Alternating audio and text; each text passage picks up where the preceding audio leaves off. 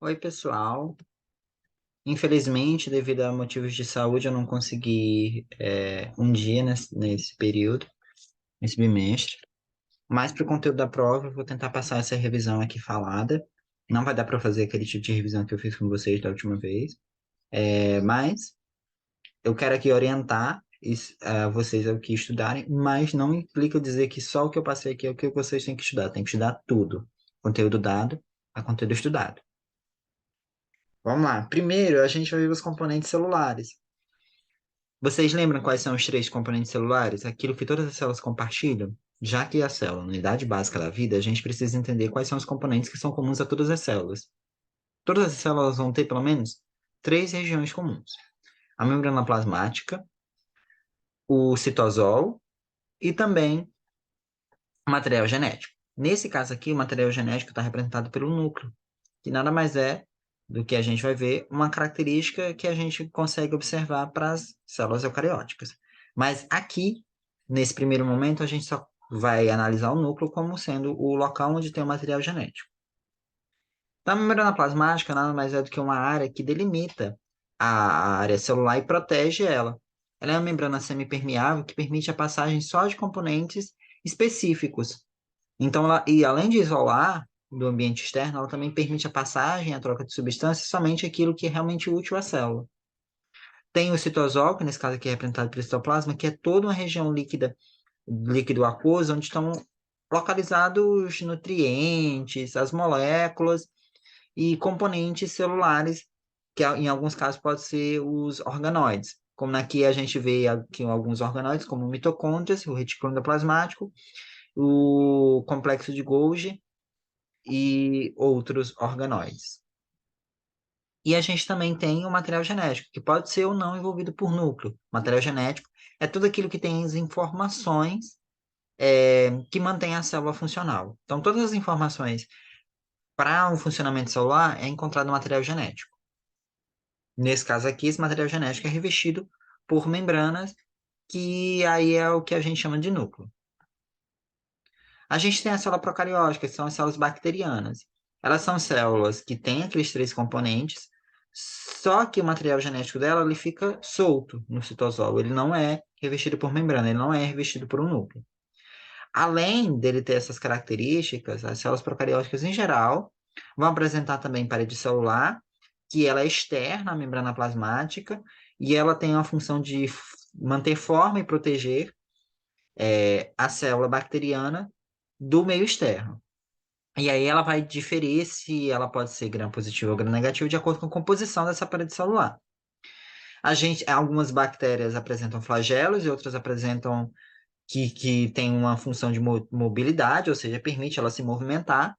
Tem também as outras que têm fímbrias que são é, flagelos menores, por assim dizer. Tem também algumas pouquíssimas bactérias que não apresentam paredes celulares. Então, elas não são tão comuns nas suas representações, mas existem também aquelas bactérias que não apresentam paredes celulares, só apresentam seis componentes básicos: citosol, material genético e membrana plasmática, sem parede celular, sem flagelo. Lembrando que os ribossomos são componentes ali do citosol, tá? Então, por isso que a gente vê aqui nessa representação. O citosol também pode ser chamado de citoplasma. Essa região, essa área delimitada aqui pelo citosol. A gente tem as células eucarióticas e a gente aqui trouxe três tipos diferentes. A animal, que ela apresenta essa composição de membrana plasmática, material genético revestido por núcleo, então, membrana plasmática, núcleo e citoplasma com vários organoides, com várias organelas. A gente tem a ameba, que é um tipo celular que a gente vai ter uma composição também similar à composição animal, mas ela vai diferir porque ela é altamente flexível, então ela consegue ter várias formas. E a gente tem a célula vegetal aqui, que assim como as bactérias, ela também pode apresentar parede celular. Elas apresentam a parede celular e isso dá um formato para elas, dá composição para elas. Além disso, ela vai apresentar organoides específicos, como os cloroplastos, e também um vacúolo, que é uma região ali que é rica em líquidos ácidos e também alguns restos de componentes nutricionais da célula. A gente também tem outros tipos de células, tá?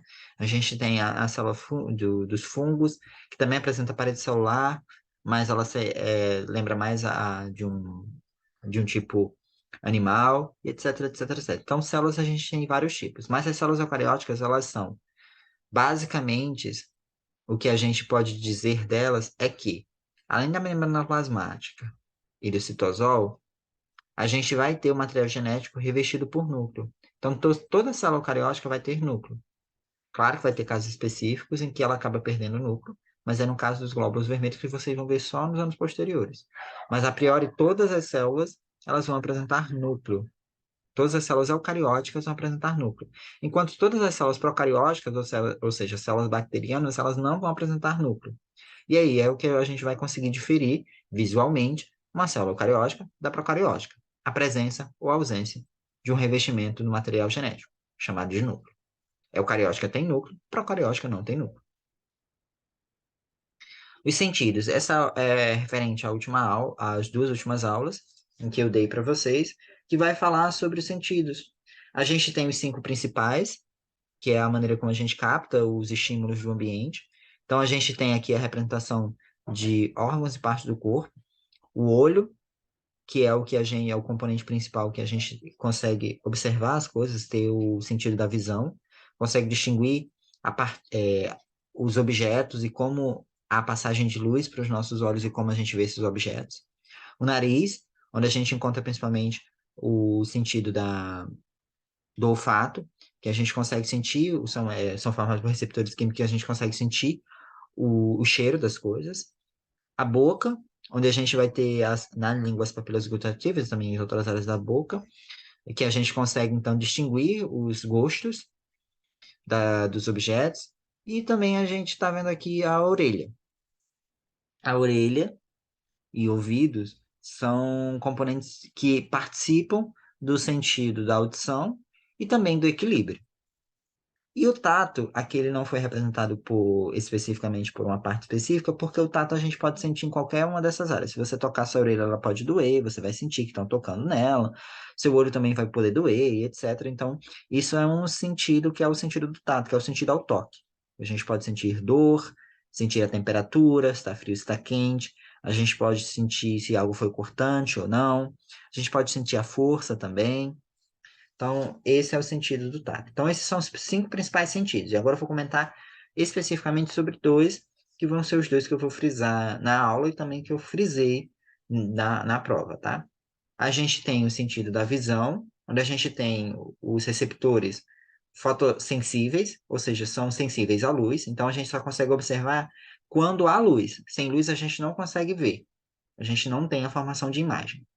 Essa formação de imagem ela acontece porque a gente tem no nosso olho uma região que recebe essa luz. Então, na composição do olho, a gente tem a pálpebra, a pupila e a íris, e a esclerótica, que é essa parte branca do olho, que a gente acaba captando a luz pela pupila, basicamente. Então, a gente tem o íris, que é onde tem a coloração. A gente tem a pupila, que ela pode aumentar ou diminuir conforme a intensidade luminosa. Então, se você for num lugar muito luminoso, ela vai ser pequena. Mas se você for num lugar mais escuro, a pupila ela tende a aumentar, porque é para justamente captar o máximo de luz possível. Essa parte preta, a bolinha preta do olho. A gente tem, analisando anatomicamente o olho, a gente tem que a luz entra pela pupila. A gente tem uma córnea que reveste essa pupila e que é mais do que uma lente, nada mais do que uma lente que vai permitir com que esse feixe de luz entre.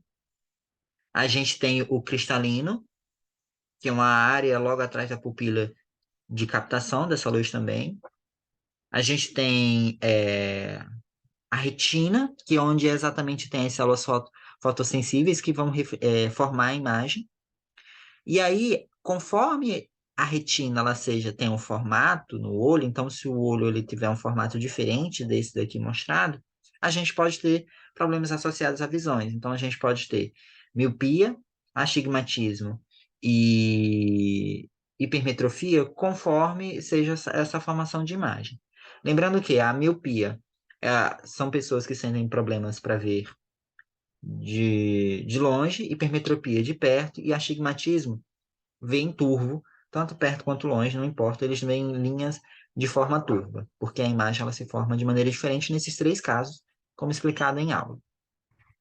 E aí a gente tem um nervo óptico, que é o que recebe essa formação de imagem feita aí pelas células fotossensíveis, e aí vai formar a imagem no nosso cérebro, que aí a gente vai ter noção. Sempre a imagem é formada ao avesso, e aí no nosso cérebro há uma forma de correção, tá?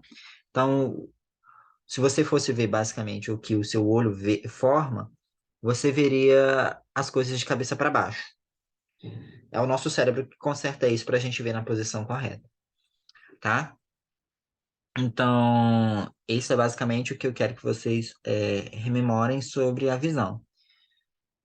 A gente tem a questão do ouvido, né? Porque o ouvido e as orelhas, elas participam ativamente tanto no sentido da audição, como também no sentido do equilíbrio. O equilíbrio também é um sentido, só que é um sentido que pouco popularizado.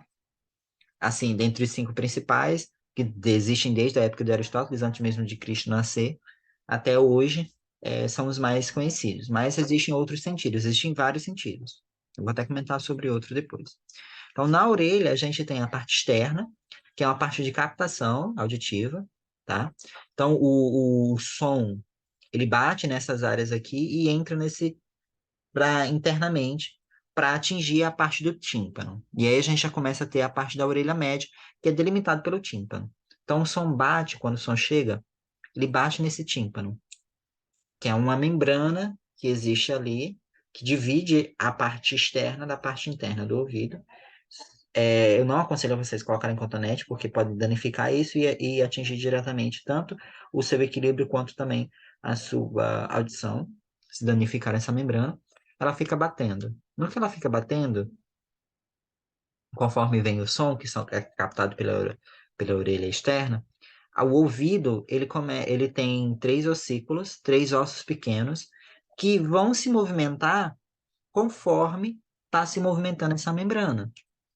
E aí a gente tem o martelo, a bigorna e o estribo, que são os três ossículos que vão se movimentar conforme o tímpano está recebendo o som. E aí eles entram para o aparelho vestibular e a cóclea, que são nada mais do que a região que tem esse formato de caracol.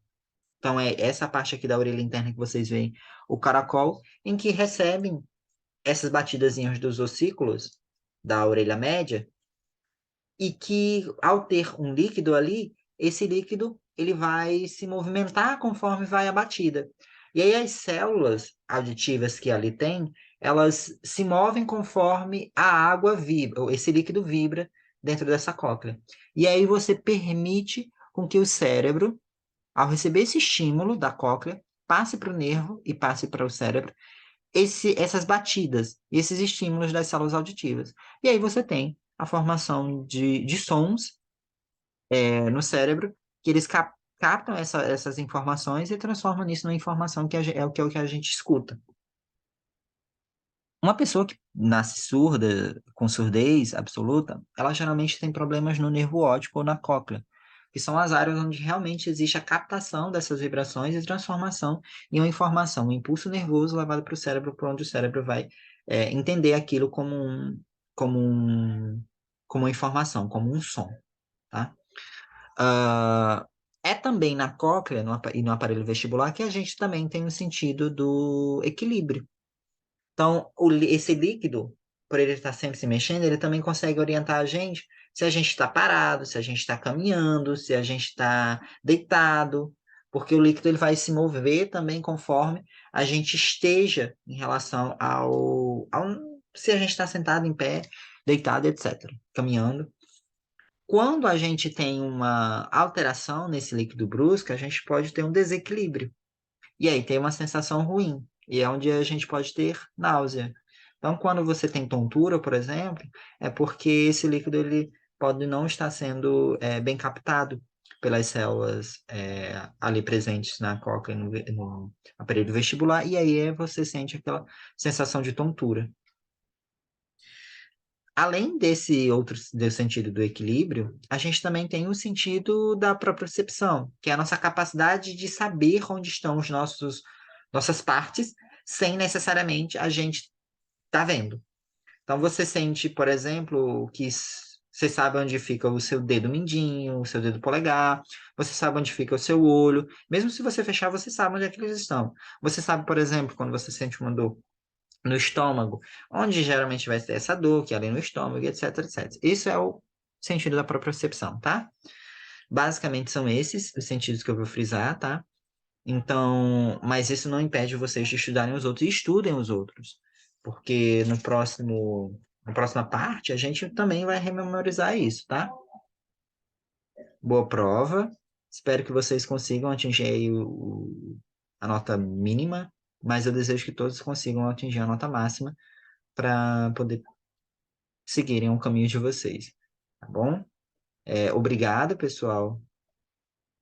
E qualquer dúvida, vocês podem escrever aqui ou podem tentar se comunicar por mim via direção, tá? Eu tentarei responder o mais rápido que possível que eu consiga antes da prova. Depois da prova, não vou responder as perguntas, não, porque a gente resolve as questões da prova quando todo mundo recebe as notas da avaliação.